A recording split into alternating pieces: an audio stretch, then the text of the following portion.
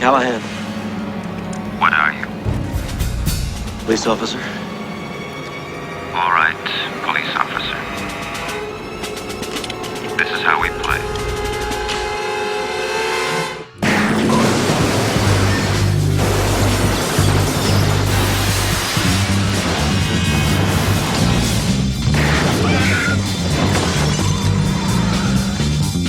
The obsession of the hero I like. The fact that all he cared about was this particular victim, somebody he'd never met. It's a very American character, the idea that someone will come who sacrifices his own well-being, his sanity, in order to do what has to be done. When you get a character like that, that's memorable in that big of a way, I think it affects all kinds of filmmakers. It affects everybody who's making movies because they all want to copy it.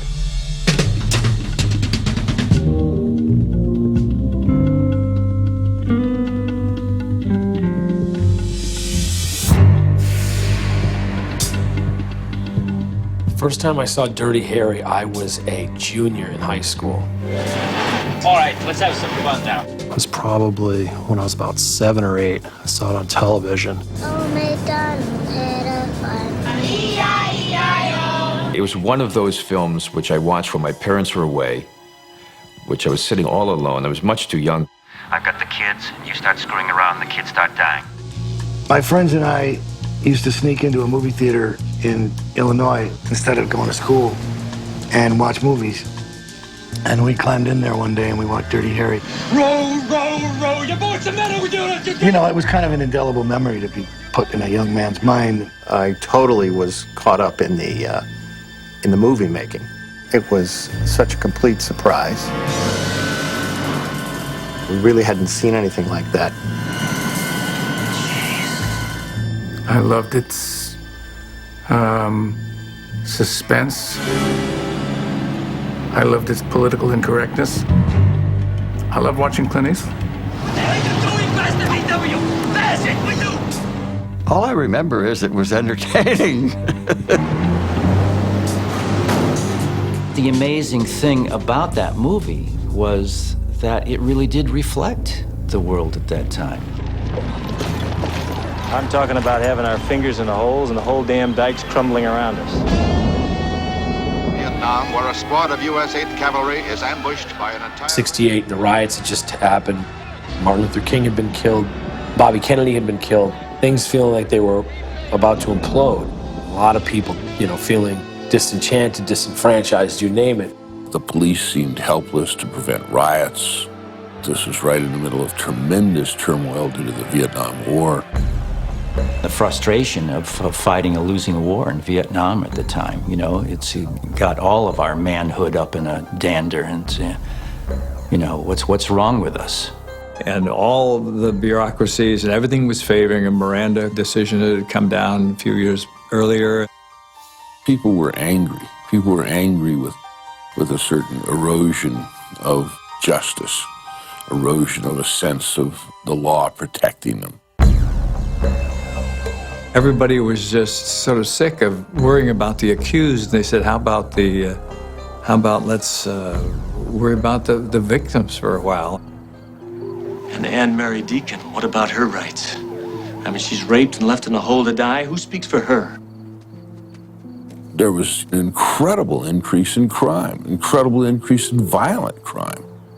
Society seems to be trying to find reasons to understand criminals of, and particularly violent behavior. I think we saw ourselves differently as a nation, and I think we desperately wanted someone to just keep things simple.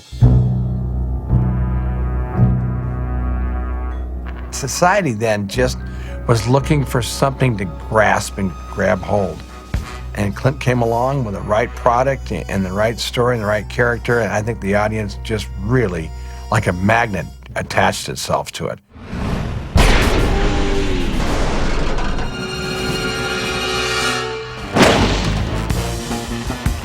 To me, it's wish fulfillment, it's wish fulfillment for adults. What Dirty Harry does is takes us to a simpler code a code of justice, takes us to a world where force works.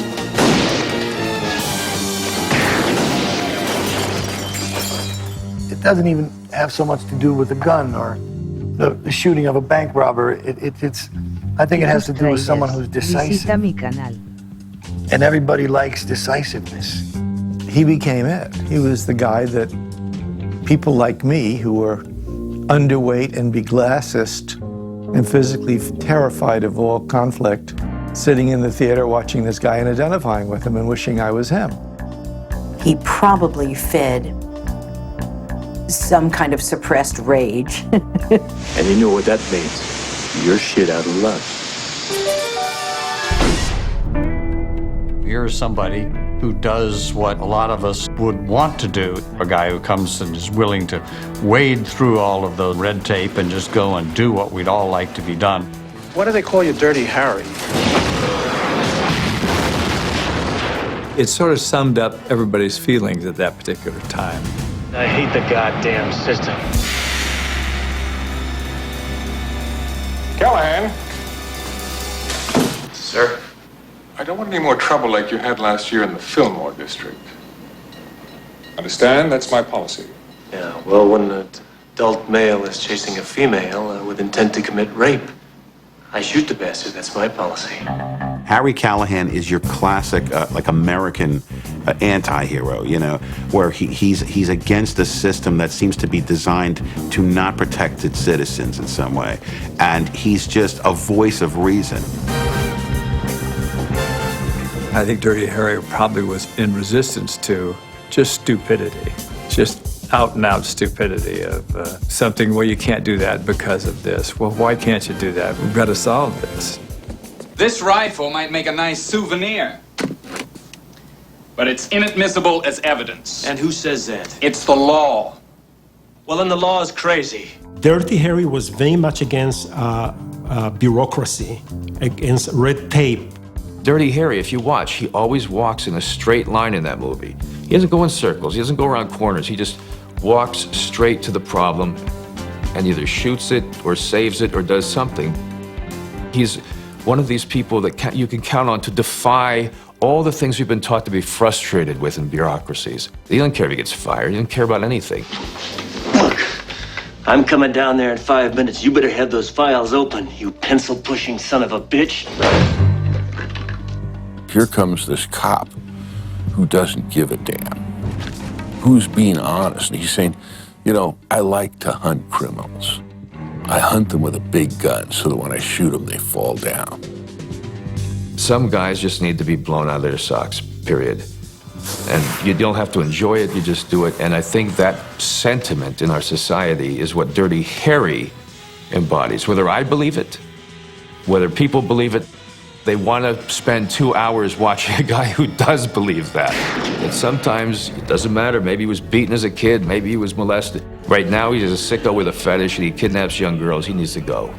He needs to take one for the team and just get his head blown off. Please, no more! You read in the LA Times today that an inspector shot some guy. That cop should be taken off the street. Yet in the theaters, we can't wait to go see this guy and cheer him on.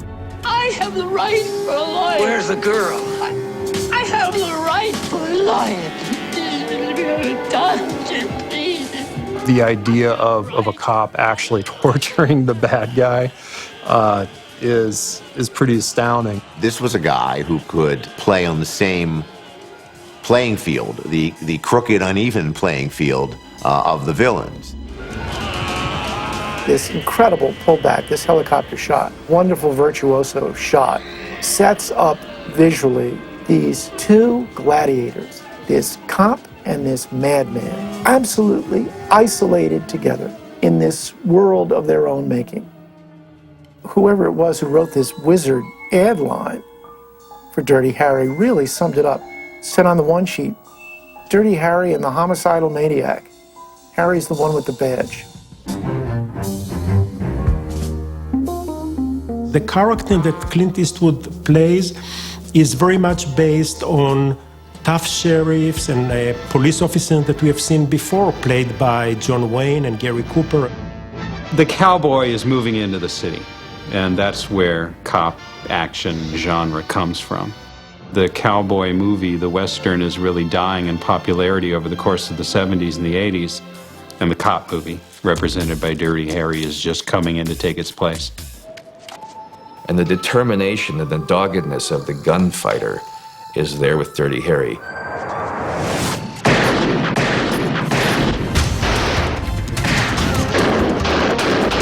It allows for a certain mythic quality to occur within the work, because Westerns have the sense of myth.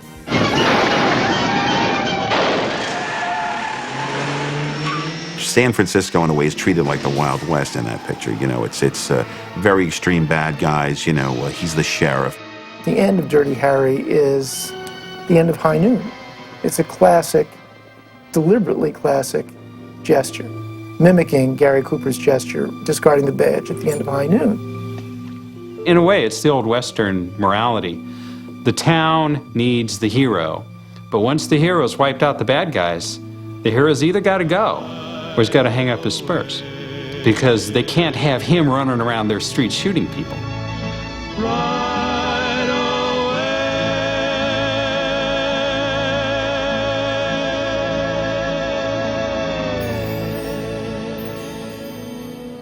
They had a background story, of course, that he was had a very solitary existence. He didn't have a private life that he really cared much about. Dirty Harry is God's lonely man. He's the true loner individual. He lives in a little apartment, a dirty little apartment with a couple of plaques on the wall and some, beer in the icebox and a half-eaten cheeseburger. He really doesn't have any girlfriends. Kind of guy that probably, when he dated somebody, was probably a secretary or a receptionist somewhere, or somebody he would meet along the way. I don't think he would be dating models and what have you. Women swooned because he was so sexy, but he didn't know it. His character didn't know it, but more importantly, his character didn't care. Hey, when the hell are you going to get a haircut? Well, whenever you do. Look, who's got time? I was up till 3 a.m. checking the search patterns. Well, put in for overtime. That'll be the day. Dirty Harry was the urban warrior who is Frankenstein. No one likes him, but they need him.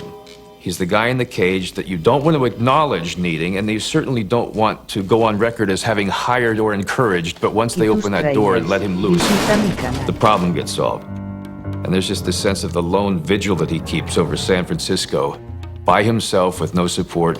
He's just that angel of vengeance. I think Dirty Harry moved on from Westerns, the individual taking on the group, the one guy taking on tremendous system. And that's the sort of movies Don Siegel was making. So if I need a partner, I'll get me someone who knows what the hell he's doing.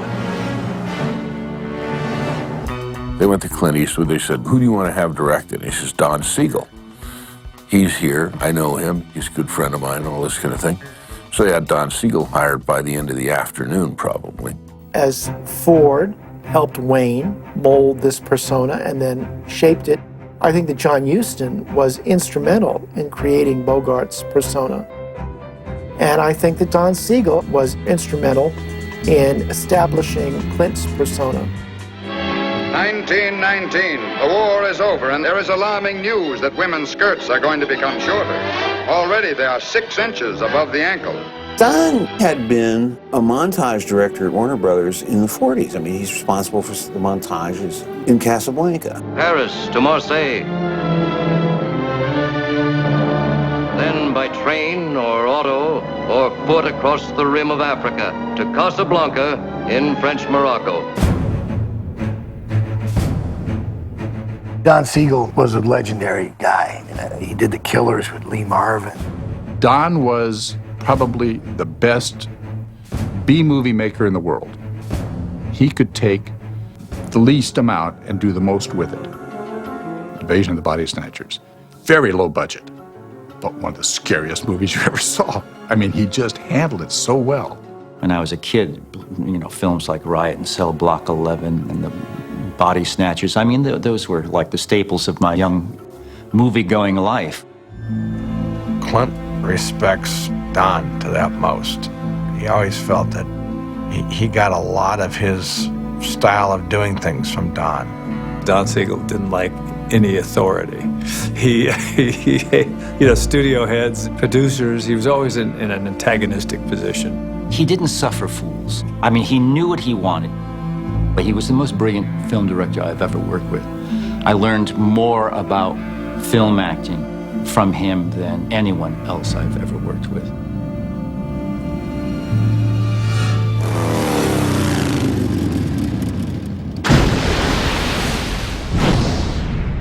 I love Dirty Harry because he was better than anyone at delivering those pithy lines. Riggs was right. You guys don't have enough experience. They didn't sound like he was trying to be tough. They sounded like he was tough. There's that great line at the end after Hal Holbrook blows up in Magnum Force. The man's got to know his limitations, which I love. So the man's got to know his limitations, yeah. That's just like some Chinese philosophy kind of stuff, just a deep kind of line. That became one of my mantras between me and my buddies. We used to say that on the golf course all the time. You know, we used to go play golf on Saturdays and, you know, and can't get over that water with a 3-wood, you know, or something like that. And the guy would put it in the water and go, man's got to know his limitations. Which is, for Harry Callahan, a relatively humble thing to say. Go ahead. Make my day. Go ahead and make my day. I mean, that's how many people wanted to say that so many times to so many people in so many places. People sort of forget the first time they heard it because it's so oft-repeated. And I have only one thing to say to the tax increasers. Go ahead, make my day. That's a great line. Guy's sort of reaching for a gun. He goes, go ahead, make my day. I knew when I read that script, I knew make my day. Yeah, I said, oh yeah, that's going to be the key saying of this particular film. Go ahead, make my day.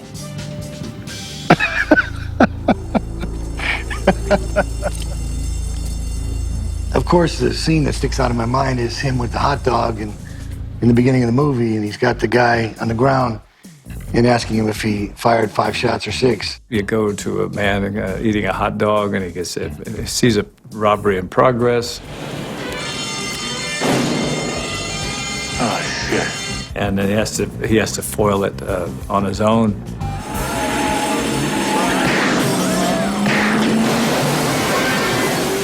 There's kind of a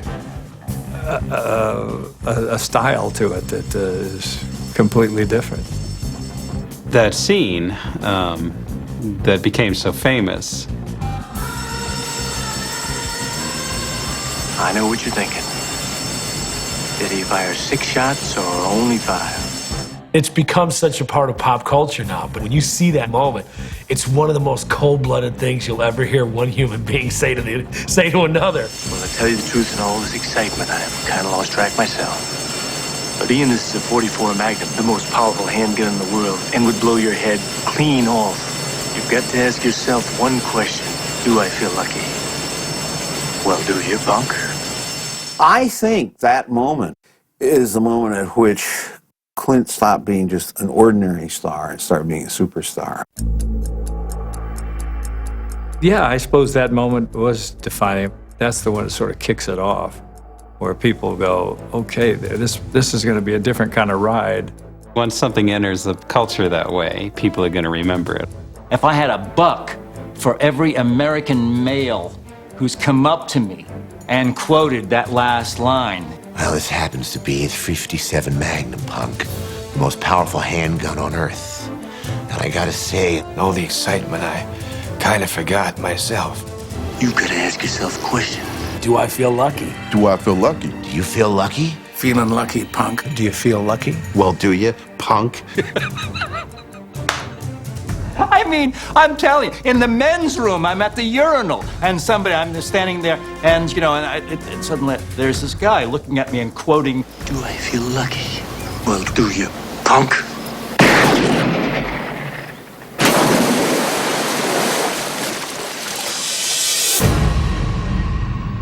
One of the big characters of the Dirty Harry series is his gun.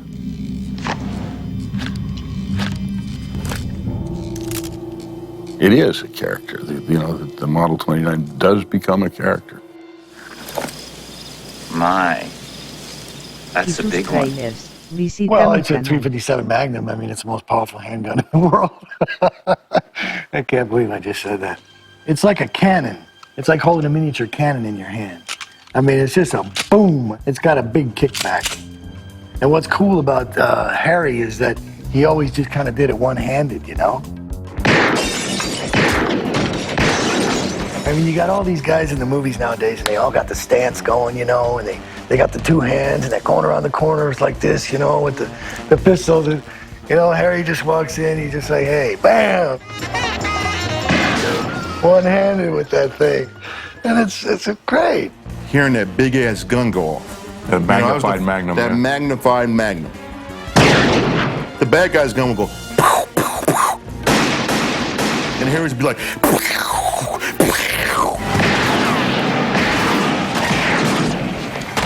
And Miami Vice took it, and every cop movie's taken it since.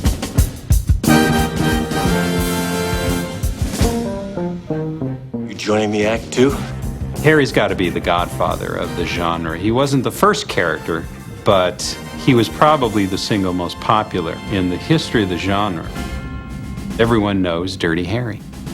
Every movie after that seemed to be, for a while, about some cop that was on the edge, and he and his partner were on the edge and were going to go beyond the law. That follows as the night follows the day, doesn't it? That if a feature film is successful, it generates godchildren.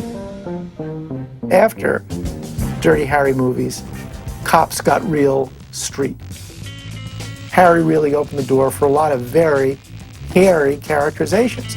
There was more the vigilante justice stuff of Charles Bronson. And that was a cousin to Harry Callahan because it was the guy who's been wronged and he's going to get the bad guys and he's a vigilante because the police just can't do it. What Dirty Harry did was establish an edge to the action character that summed up, I think, what the 70s had to say about action heroes. You could argue that Serpico might not have existed without Dirty Harry.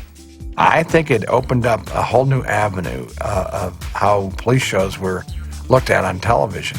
I think a lot of the cop shows of that era were born out of that, be it Streets of San Francisco or Kojak. There was that Fred Dryer TV show for years, Hunter, that was a direct lift from Dirty Harry.